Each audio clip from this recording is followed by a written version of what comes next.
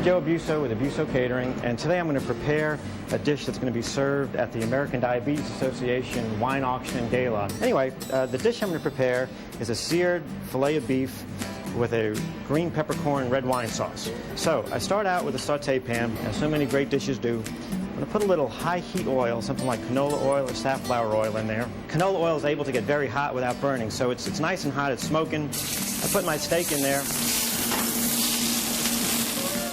Here we can see it's nice and golden brown. So we'll flip it over and do the other side. The steak this thick, I don't know, it's maybe an inch and a half or so thick. Probably going to take about, at a really high heat like this, about 2 minutes on each side for a nice medium rare. If you like it cooked a little more, you know, medium, maybe 3 minutes. It's not going to take long in such a hot pan as this.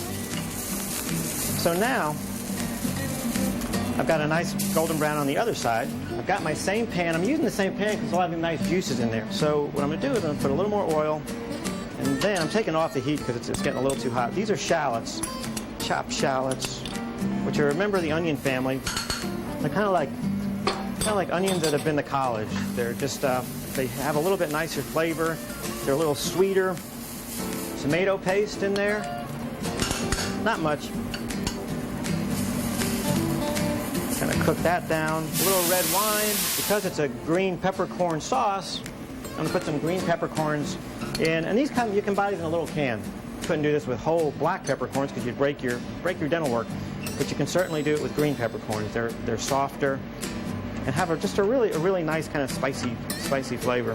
What I have right now is just a really good tasting, slightly spicy sauce. It's a little too acidic because of the wine. So what I'm going to do is I'm going to put just a little bit of softened butter in there. I'm going to spin it around, melt it, and the heat's really low at this point. Now what the butter is going to do is just mitigate the acidity of the wine and just make a really well-balanced, nice-tasting sauce. So here's my sauce. A little salt and pepper never hurts. Just going to put it over the steak just because we can. A little bit of chopped parsley, and there we go. A seared filet mignon with a red wine green peppercorn sauce.